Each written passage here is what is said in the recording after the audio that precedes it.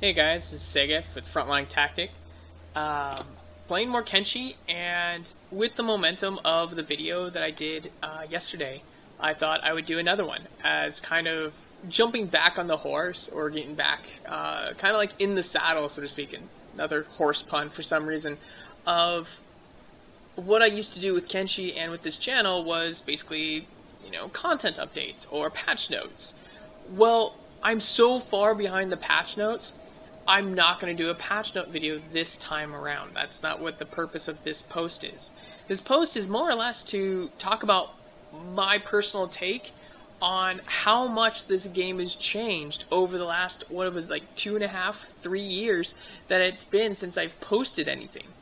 Maybe not quite that long, but it's been some time that I've posted anything. As you can see, my two little guys right here, I'm doing weight training. Still, like, the best way to weight train in the game is just throw stuff on them and run back and forth. That was a little side note, but this game is almost essentially a different game from my last major Kenshi post that I did, excluding yesterday. Yesterday was just basically me playing in the background talking about, hey, I'm back. But what I'm talking about right now is the post before that. I think it was called Kenshi Adventure Play episode 23 or something like that. And you can argue that the current iteration of Kenshi, which is version 0.99.1 on the experimental patch, is almost an entirely different game, or arguably a sequel, because it's so vastly different, but yet it's at the core the same, but he's built up so much on it. Lofi Games, Chris Hunt and such, has done so much work on this that it's ridiculous. And so I have a couple points that I want to sit down and talk about. I view are some of the major changes of Kenshi. So here is a nice spread of some of this is about maybe a third of my crew and the race diversity that I have in quite a few. One of the things you might notice is that I have a goat. Tameable and perchable pets are now part of the game. Not so much a race thing as more of kind of a perk. Each animal has its own kind of job. There's bone dogs, bulls, pack mule kind of a thing, and goats. Right now there's not breeding in the game, but it's kind of like hinted at possibly later that it will be. But back to the point of races. As you can see, like, I have some distinguishedly different looking people here. When I first started to play, there was only the Greenlanders, or your Caucasians. And then as the game came out, what came out next was your Ashlanders, which are more of your dark-skinned complexions. I have a couple of them in my team, actually. One of the notable thing is that they have like these almost like dark red-orange eyes. And then you have the Shek, which is, here's one of my Sheks right here. Notable for the bone protrusions that he has. And then you have also the skeleton, which is essentially a robot, at all intents and purposes. And really plays in a huge part of the narrative of Kenshi. In some of the lore, if you get into it, which I'll go into more when I talk about the exploration of the game. But now that these different races play a faction war or territory that has been going on now for a long time, which each one of these races has their own perks and pros and cons, things like that, as well as certain territories that they're not welcome in. And this guy right here, he's a hiver, or hive. And they're kind of like this hive mind ant hive people. So I named mine Ant. They're pretty cool. I like them a lot. They like talking to humans a lot because they like to trade and barter and get the attention. So each one has their own flavor text depending on what territory you have in which territory. But each race has two genders except for the skeletons and the hivers. Hivers actually have three. Not in the sense that boy-girl, but more of worker, warrior, and basically thinker. And then for the robots or skeletons, they're just kind of unisex male kind of a thing. But some of the stats that have changed so much over the years is, like, we have swimming now. There's actually water that you can swim to. All these stats have really changed. There's martial arts now. There's dodge. There's a second type of defense versus just melee blocking. There's polearms that have been added. What else? Turrets and crossbows. There's ranged combat now that you have to deal with, as well as friendly fire. That's the thing. You can just shoot an arrow in your friend's back, and then they get hit in the face with a katana. Robotics, so that you can build prosthetic limbs. Now, if your limbs get injured enough, they can actually be severed. As well as you need robotics to be able to repair, say, if you have a skeleton friend. Now, with these stats, when they change, she just ran off. Oh, she's getting food. She's hungry. So speaking of hunger meter, if you don't eat, your hunger meter actually goes down, and then it affects your stats. And you get a bunch of negatives, you become slower, as well as you will start showing ribs and look gaunt and withdrawn. But, like, if you get your stats up, you look pretty fit. Let's see, who's another one? Good example. So here we go. Streak. So Streak has essentially the same strength as Nate here, but the difference is I have a lot of more leaner stats, like high athleticism, swimming, and high dex. And so I have kind of that contrast here of the different types of muscle that you can get. Like, you got the power lifter versus the more burst strength and endurance runners. And so you can actually see a neat spread of stats, and that it affects. It gives it a neat cosmetic look. You can even see characters get fat if they eat a lot. Like, you can have them well fed all the time, and that will cause them to actually gain bulk, especially if they're not very active. So if they don't have a lot of, like, strength, agility, toughness, or sorry, not agility, dexterity, or athleticism, swimming, some of these more leaner style stats, they will look plumper, like Streak does. But I've even seen characters where they actually have like an extended belly and where they look more on the beast side, which is kind of cool. It'd almost be cool to make an obese character in the customization screen and then see how lean you can get them through either starvation or activity. But with these different races, like I mentioned, you have the different factions. And like, we'll get to the world map in a second. That's its own thing. It's massive. Oh, speaking of massive, is you have all these reputations, which I have not even ventured all of the world that has been released. And recently, the last quarter, which will go into the map, was recently released. And from my understanding, there's even more reputations and more factions that you can find in territories. And so this just shows that this is a living world. Like, if you stand aside with these conflicts,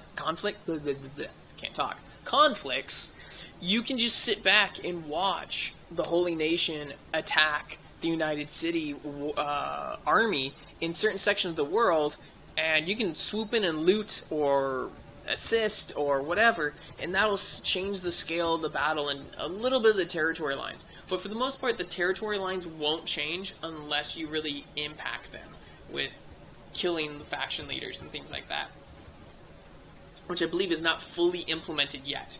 So there's going to be a way that you can topple kingdoms and possibly take over kingdoms later on. But as of right now, it's not fully implemented. This game is still not fully released yet, but the level of work is amazing, and it makes the old Kenshi look like a foundation to this being a mansion. So the map. you can actually like have a physical footprint now in the world, which you kind of could previously, but it didn't feel impactful. But with the factions and the reputations and the conflicts that go on, is I get traders from the High Village. They come down to see me. I get random nomads that will. I think I still have a nomad post right here. Yeah. So this nomad camp right here, they just show up every once in a while and like set up a campfire, and they walk back and forth, and they'll come trade with me. Squin is part of the Shek Kingdom, and they'll come and see me sometimes and trade with me.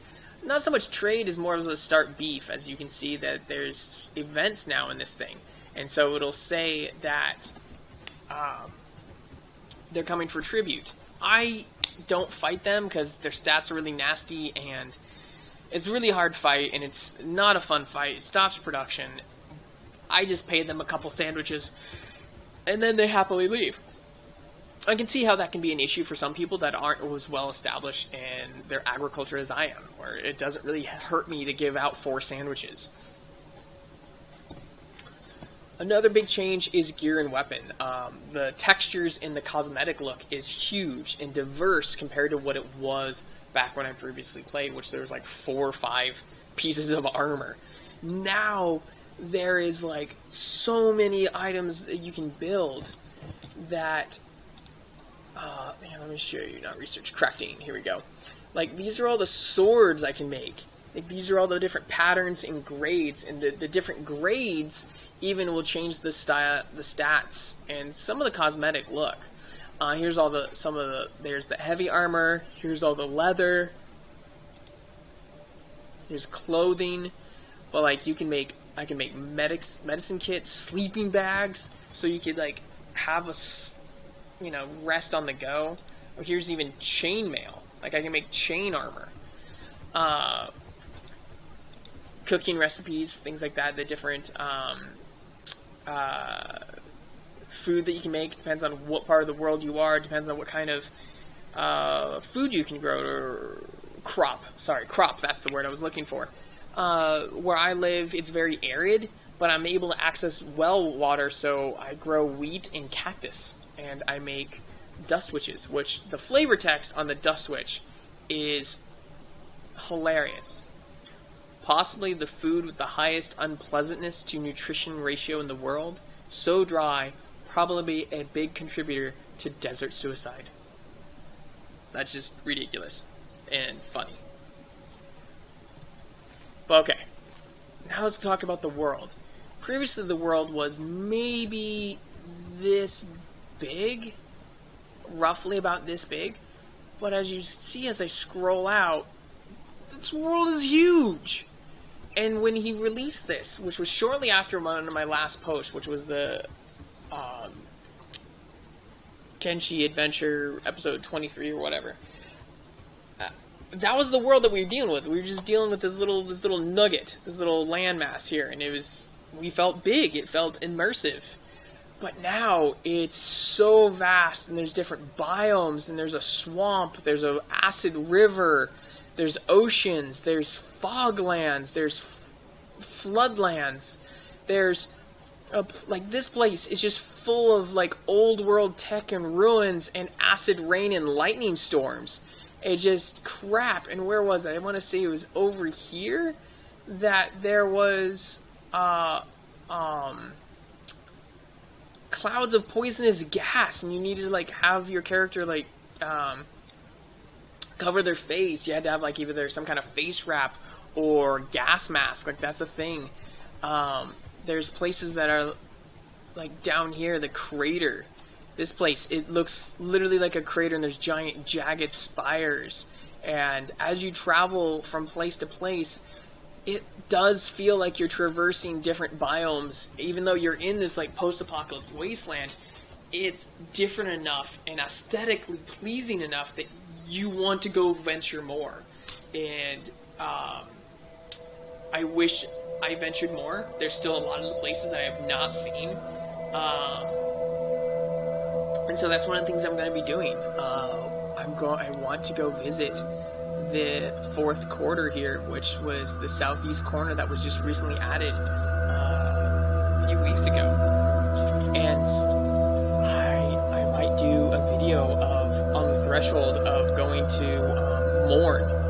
this was the barrier was right here. So Catan and Morn, I think, are two cities that just recently got added. I think maybe I have been to Catan, maybe not. I can't remember. These places, this path between the mountain ranges here just got added, but it was just this walled off area. It was like crossed, yeah, just south of the Black Desert, across here to the coast. So I'm interested to see, like, what is this place? So I might do some playthroughs, less kind of me doing stuff around the town, because town tech has been really well established, but this new area is fairly fresh. But yeah, it feels, every time they open up a new quarter, it feels like an expansion, let alone that this grossly feels like a sequel or expansion to the original Kenshi. And the amount of hours that I've spent on this game is ridiculous. Barring an MMO, I've never played a game as much as this one. So guys, that's kind of like my lowdown and like kind of a catch-up list of all the changes, or not even all the changes, just some of the real notable changes that have happened to the game. Granted, there's been a ton of changes. There's been overhauls, there's been pathing, there's been optimization, there's been things like that. But my idea wasn't to talk about patch notes and mechanics. It was more to talk about the purely enjoyable improvements that have been added, such as the races and territory and events. Well, thank you guys for listening. If you like this, please give it a thumbs up or whatnot. Show me your crew. I would love to see your crew. I would love to see your base. So, send some links in the bottom below. Tell me your weapon and armor builds that you like to do. I kind of like to do a nice mix. That way we're kind of like the jack of all trades. If any of you guys have ventured into the fourth quarter, let me know what's up. Or don't let me know what's up. You know what I mean? Like, don't ruin the surprise for me. Just tell me maybe that you've had success or not success, But yeah, hope to hear from you guys soon. Remember, stay safe while you push the front line. Bye.